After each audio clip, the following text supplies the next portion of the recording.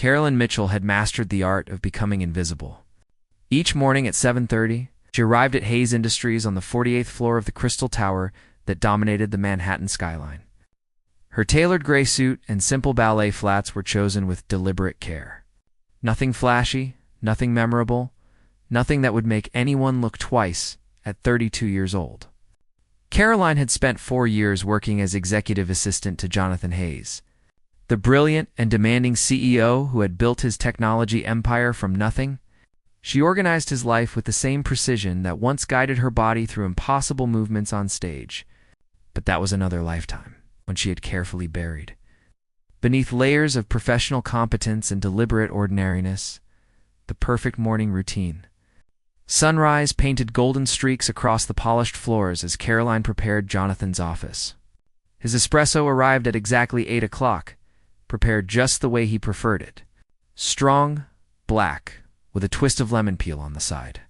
His schedule was printed and color-coded by importance. Red for urgent meetings, blue for client calls, green for strategic planning sessions. Her movements held a grace that most people never noticed. The way she glided between desks, how she balanced multiple folders without effort. The perfect posture that never wavered even after 12-hour days. These were remnants of 15 years of rigorous ballet training. Traces of a past she worked hard to forget. Jonathan Hayes strode through the glass doors at 8:15 sharp, tall and lean with dark hair beginning to show distinguished touches of silver at the temples. He carried himself with natural authority. At 45, he had built Hayes Industries into a global leader in artificial intelligence and machine learning. His intensity was legendary. But so was his fairness.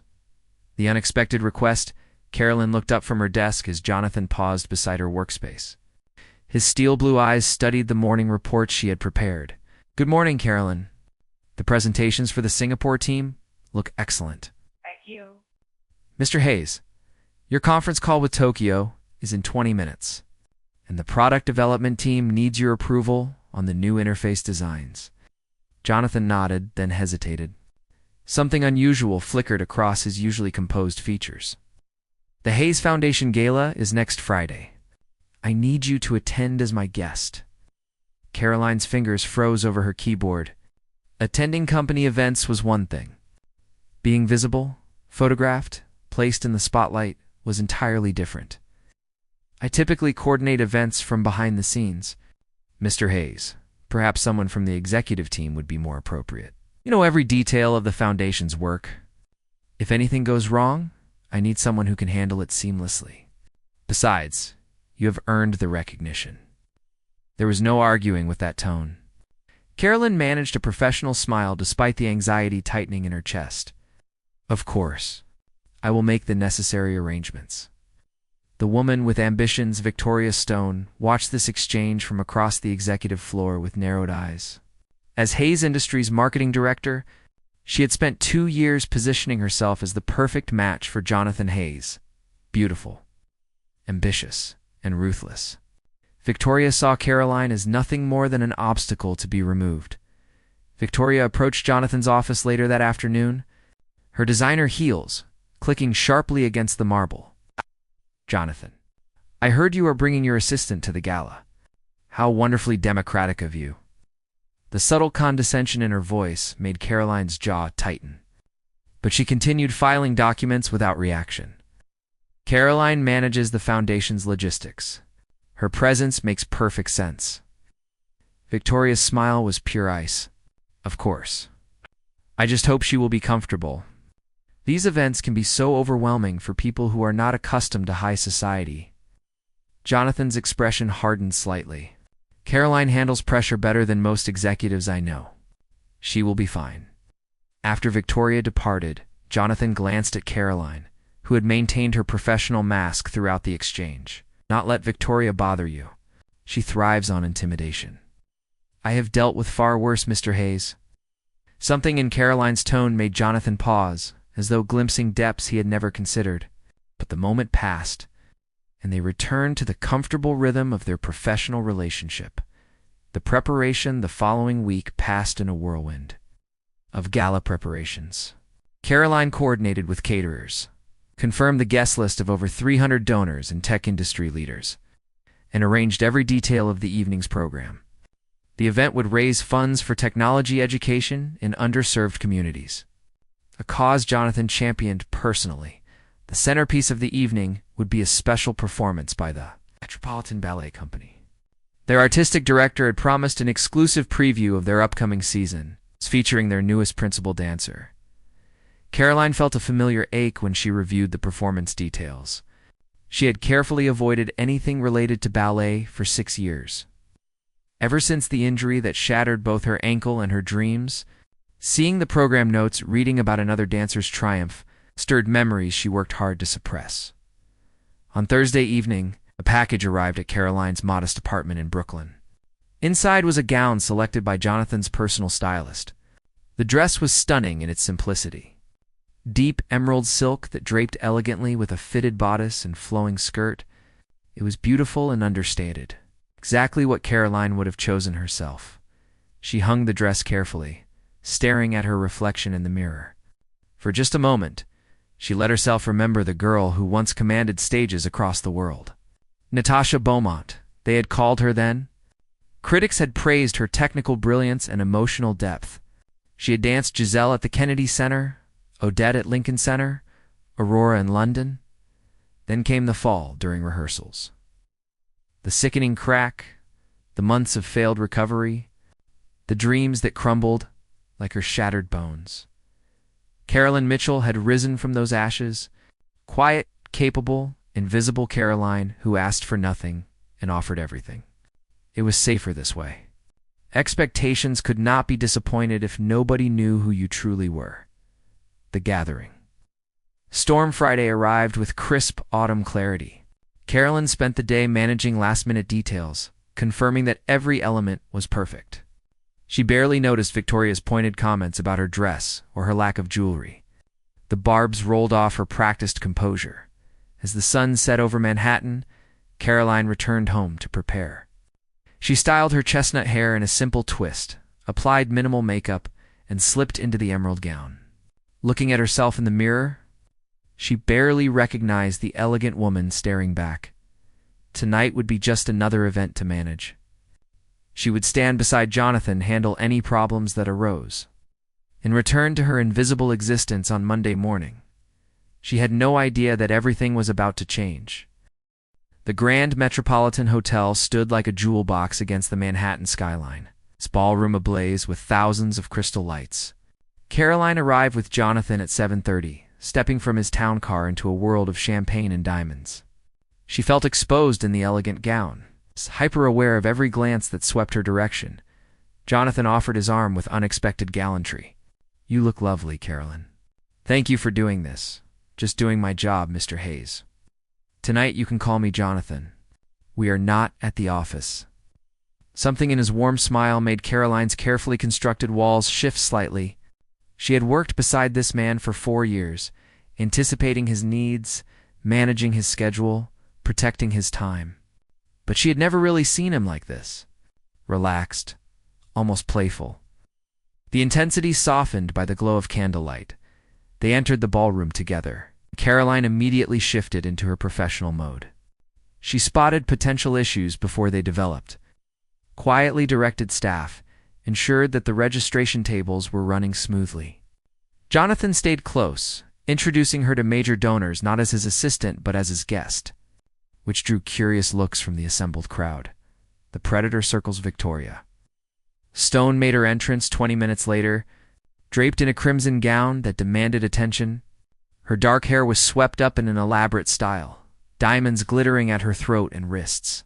She moved through the crowd like a shark through water, her target clearly visible.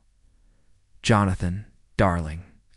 Victoria air-kissed both his cheeks, pointedly ignoring Caroline. "What a magnificent turnout. Your foundation does such important work." "Thank you, Victoria."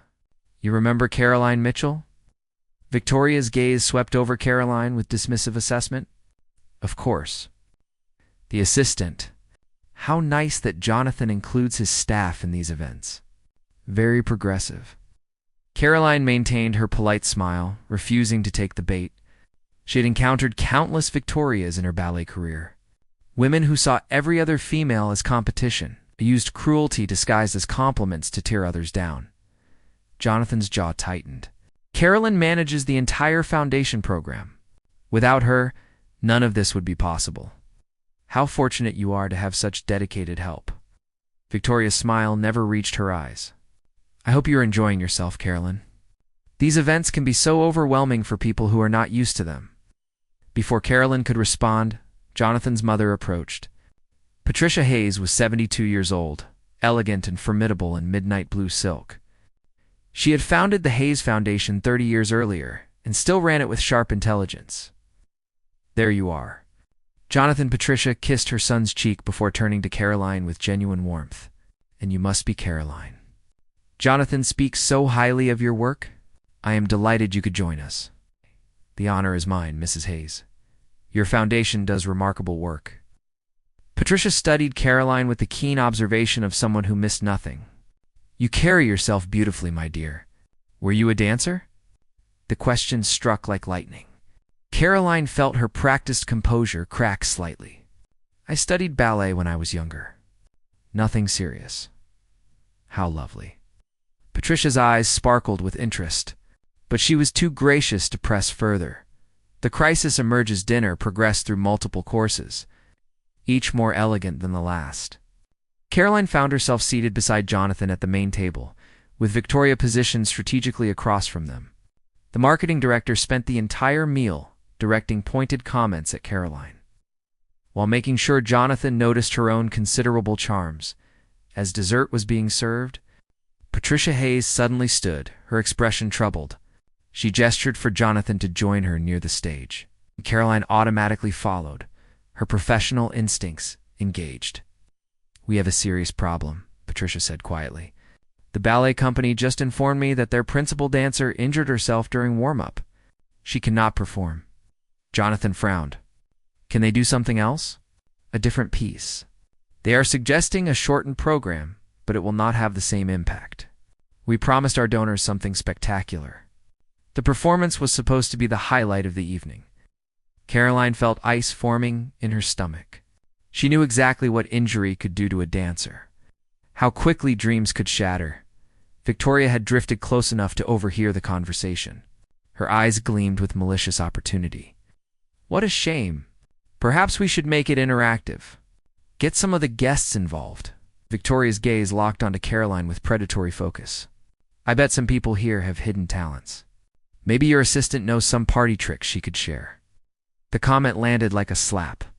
Around them, conversations quieted as people sensed drama unfolding. Caroline felt heat rising to her cheeks, felt the familiar urge to shrink away. To disappear, the defender Jonathan's voice cut through the moment like steel. Caroline is not here to perform party tricks, Victoria. She is my guest and deserves your respect. Victoria's smile turned venomous. I meant no offense. I simply thought that someone who studied ballet might enjoy showing us a few basic positions. Unless, of course, she was exaggerating her background.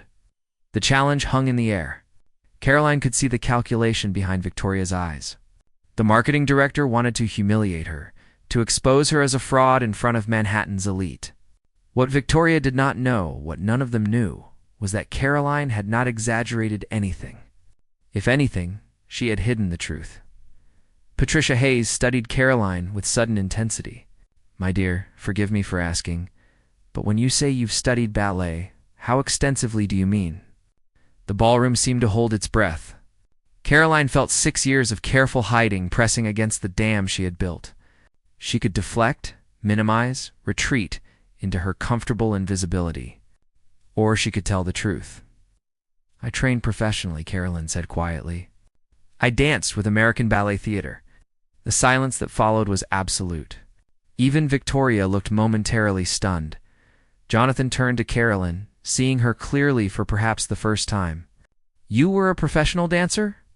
I was the principal dancer. Before I was injured, Patricia's hand flew to her chest. Natasha Beaumont. My God, you are Natasha Beaumont. I saw you dance Giselle at Lincoln Center. It was the most beautiful performance I have ever witnessed. Victoria recovered quickly, her voice dripping false sweetness. How wonderful. Then surely you would not mind giving us a small demonstration. Just a few simple movements. Unless the injury prevents you, it was masterfully cruel. Victoria was betting that Caroline could not perform, that age and injury had stolen her abilities. The humiliation would be complete. The decision, Caroline looked at the faces surrounding her. Patricia's hopeful expression. Jonathan's concern mixed with curiosity. Victoria's barely concealed triumph. Beyond them, 300 guests watching with anticipation. For 6 years, she had run from her past. She had buried Natasha Beaumont beneath Caroline Mitchell's careful mediocrity. She had convinced herself that the woman who commanded stages across the world was gone forever, destroyed along with her shattered ankle. But standing in this ballroom, wearing emerald silk instead of armor, Caroline felt something shift inside her. She was tired of hiding, tired of making herself small to avoid pain, tired of letting people like Victoria define her worth. Jonathan stepped closer, his voice gentle. Caroline, you do not have to do anything you are not comfortable with. She met his eyes and saw genuine concern there. Not the CEO evaluating an employee, but a man worried about a woman he was beginning to care for. I want to, Caroline said, her voice steady. If the orchestra can play Tchaikovsky's Swan Lake, I will perform. Victoria's smile was victorious. She thought she had one. She had no idea what was about to happen. Caroline walked to the center of the cleared space before the stage. Her hands were steady as she reached down and removed her heels.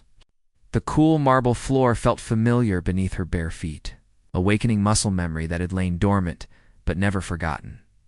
The ballroom fell completely silent. 300 people watched as Caroline closed her eyes and waited for the music to begin. The conductor looked uncertain until Patricia Hayes nodded firmly. He raised his baton. The opening notes of Swan Lake filled the elegant space.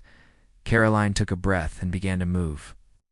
The transformation what happened next was not a demonstration. It was a resurrection. Her body remembered everything. Every technique drilled through thousands of hours at the bar. Every correction from demanding teachers. Every triumph on stages across the world. The injury had healed imperfectly, leaving her ankle weaker than before. But 6 years of carrying folders and managing schedules had not erased what her muscles knew. She moved through the opening sequence with fluid grace, her arms creating lines of heartbreaking beauty. Then she began the variations, her feet tracing patterns across the marble with impossible precision. Each movement told a story of loss and survival, of beauty found in broken places. The ballroom watched in stunned silence as Caroline danced. This was not the careful assistant they had dismissed. This was an artist at the peak of her powers, channeling years of hidden pain into something transcendent. Victoria's triumphant smile had frozen on her face. She had expected humiliation and instead was witnessing magnificence. Jonathan stood transfixed, seeing Caroline as though for the first time. Every graceful gesture she made in the office suddenly made sense. The way she moved through space, the perfect balance, the unconscious elegance. It had all been there, hidden in plain sight. Caroline built toward the climax of the piece, her movements growing more complex and daring. She could feel her ankle protesting, but she pushed through the pain. Just this once, she would let herself fly again. The final notes soared through the ballroom, and Caroline finished in a perfect arabesque, her body a study in controlled beauty. Then she lowered herself into a deep curtsy, her chest heaving, her eyes bright with unshed tears. For 3 heartbeats, silence reigned. Then the ballroom erupted in thunderous applause. The applause rolled through the ballroom like thunder. 300 guests rising to their feet in spontaneous recognition of what they had just witnessed. Caroline remained in her curtsy, overwhelmed by the response, her heart pounding against her ribs. She had not performed in front of an audience for 6 years, had convinced herself that part of her life was forever closed. Yet here she stood, barefoot on marble floors. Having just revealed everything she had worked so hard to hide, Patricia Hayes was the first to reach her, tears streaming down her elegant face. That was extraordinary. Absolutely extraordinary. You have been hiding such a gift from the world." Carolyn accepted the older woman's embrace, still trying to catch her breath. "I thought that gift was gone. The injury ended my career. The injury may have changed your path, but it did not diminish your artistry. What you just showed us was pure magic." Jonathan appeared beside his mother, his expression transformed. Gone was the professional distance he typically maintained. His eyes held wonder and something deeper, something that made Caroline's pulse quicken for reasons that had nothing to do with physical exertion. "Why did you never tell me?" His voice was soft, meant only for her ears, because Caroline Mitchell is safe. Natasha Beaumont had everything and lost it all. I did not want to be that person anymore. Jonathan reached for her hand, his touch gentle. What I just saw was not loss. That was someone finding themselves again. The defeated rival Victoria Stone stood frozen near the main table, her face pale beneath expertly applied makeup. Her cruel challenge had backfired spectacularly. Instead of humiliating Caroline, she had given her a platform to shine brighter than anyone else in the room. Several guests, who had witnessed Victoria's earlier comments, were now shooting her disapproving glances. Manhattan society could forgive many things, but attempting to humiliate someone who turned out to be artistic, royalty was not among them. Victoria gathered her composure and approached with forced grace. "That was quite impressive, Caroline. I had no idea you possessed such talent." Caroline met her gaze steadily, no longer the invisible assistant who absorbed insults in silence. "You never bothered to ask who I was. You only saw what you wanted to see." The words were quiet but cutting. Victoria's smile tightened, and she retreated without another word, her evening thoroughly ruined.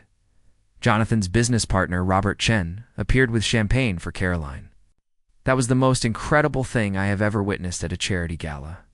You just raised about $2 million in goodwill alone. Everyone is talking about making additional donations." Patricia beamed. "Robert is right. This has become the most successful gala in the Foundation's history, and we have you to thank for it." Caroline felt dizzy from the sudden reversal of her circumstances.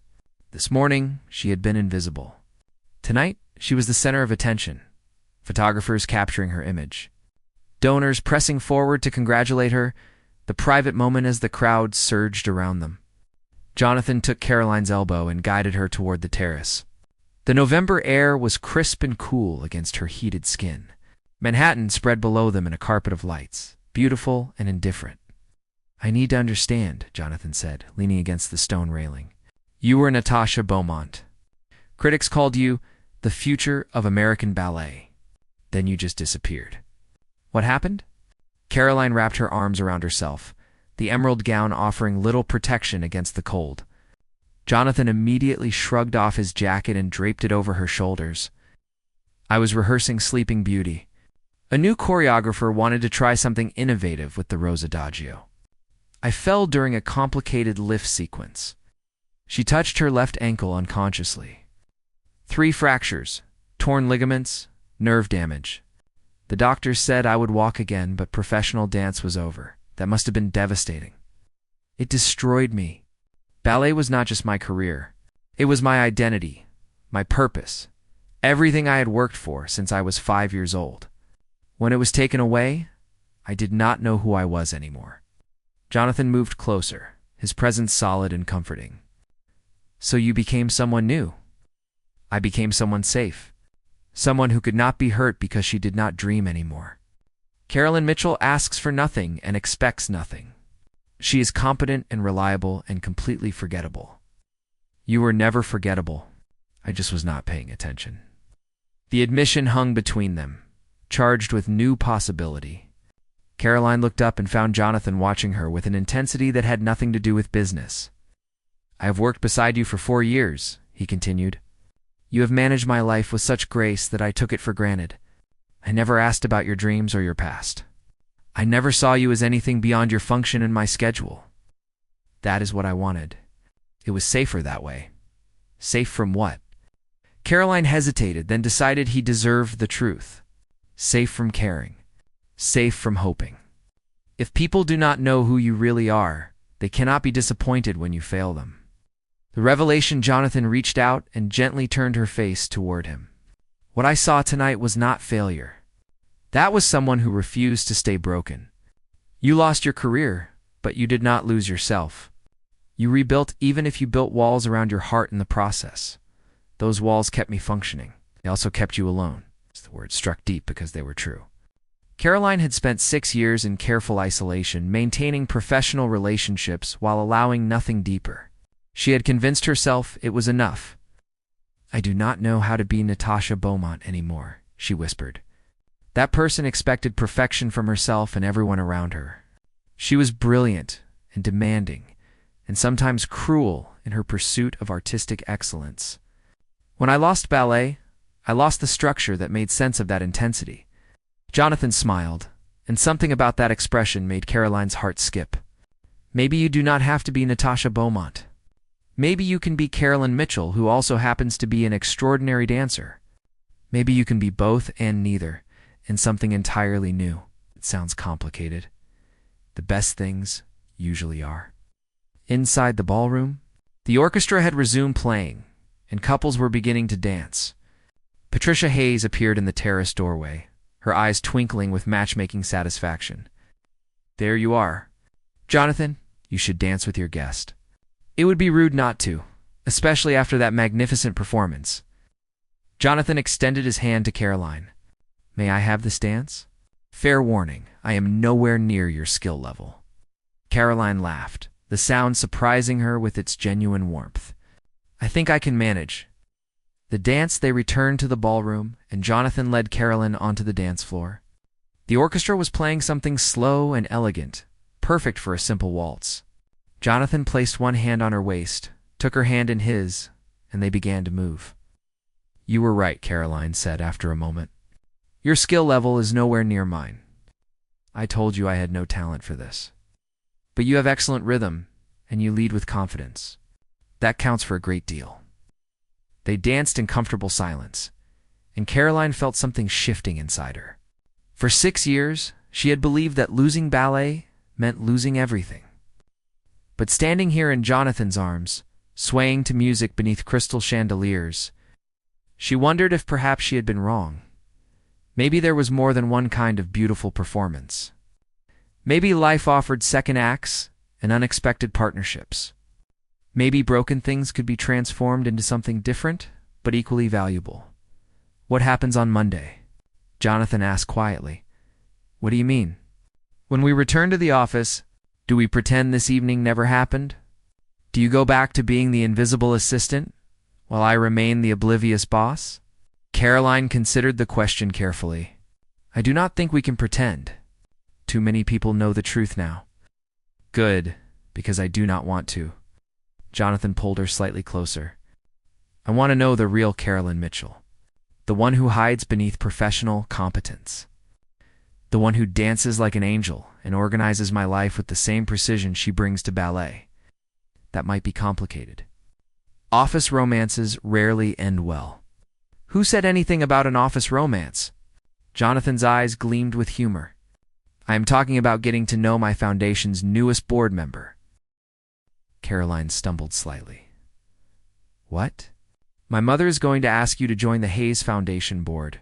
She has been looking for someone who truly understands the arts.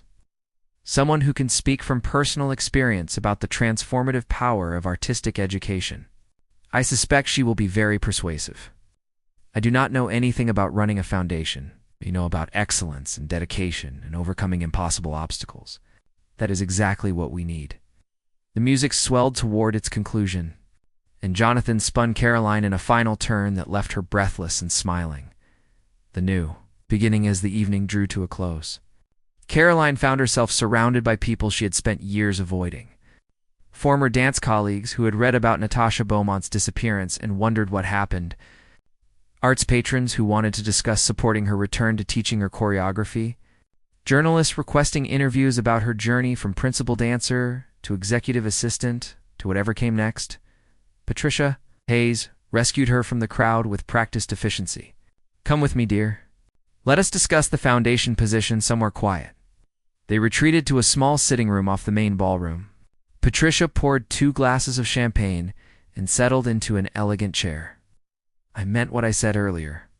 Your performance was transcendent. But more than that, your story represents everything our foundation stands for.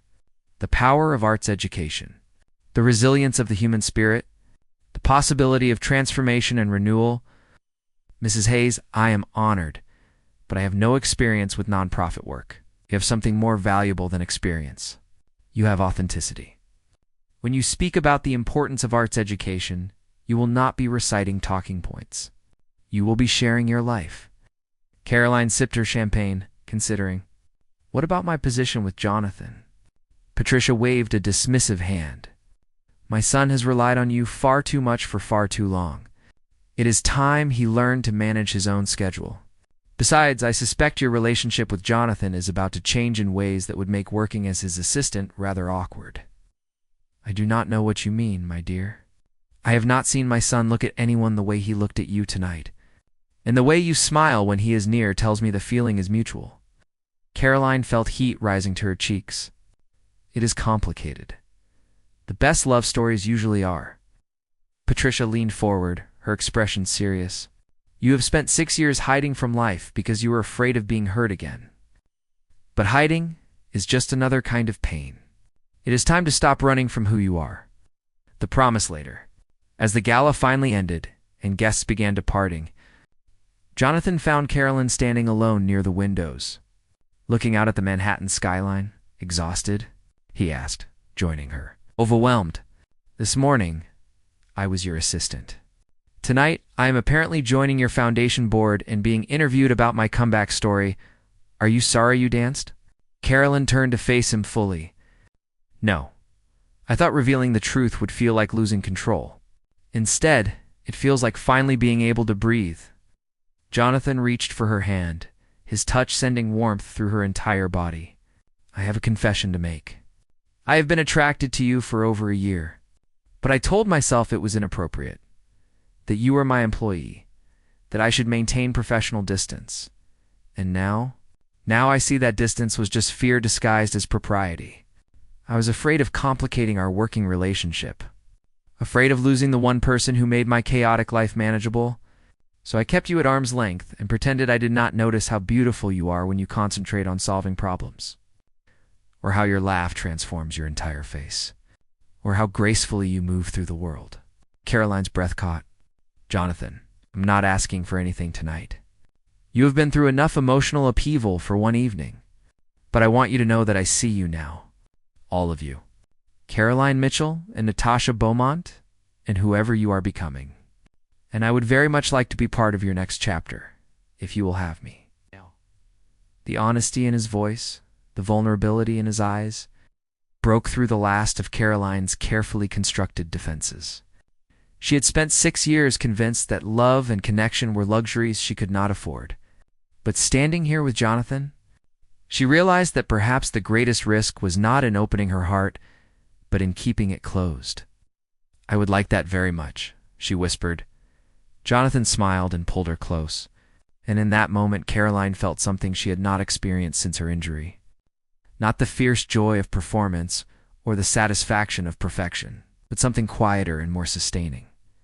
Hope the future stretched before her, uncertain and full of possibility. She did not know if she would dance professionally again. She did not know where her relationship with Jonathan would lead. She did not know who Caroline Mitchell would become now that Natasha Beaumont had been revealed. But for the first time in 6 years, she was ready to find out. Epilogue. 6 months later, Caroline stood in the rehearsal studio of the Hayes Foundation Arts Center, watching a class of young dancers practice their positions at the bar. Sunlight streamed through tall windows, illuminating the concentrated faces of children who dreamed of stages and spotlights. She no longer danced professionally. Her ankle would never fully heal, and she had made peace with that limitation. But she had discovered that teaching brought its own kind of joy. Passing on knowledge, nurturing talent, helping young artists avoid the pitfalls that had nearly destroyed her. The studio door opened, and Jonathan entered carrying coffee and pastries. 6 months into their relationship, and he still found ways to surprise her with small kindnesses. "How is the class going?" he asked, handing her a latte. "Beautifully. That girl in the corner, the one with the dark braids, she has real talent." We should consider her for the scholarship program. Jonathan watched Caroline observe her students, seeing the contentment in her expression. She had found a new purpose, one that honored her past while building toward a different future. "My mother wants to know if you have made a decision about the gala choreography," he said. Caroline smiled. "Tell her yes. I will create something new for this year's performance. Something about transformation and second chances. She will be thrilled." Jonathan moved closer, slipping his arm around her waist. "And speaking of second chances, I have been thinking." "About what?" "About how you changed my life that night at the gala. How you taught me to see beyond the surface, to appreciate the depth and complexity in people I had taken for granted." Caroline leaned into his embrace, watching her students dance. "We changed each other.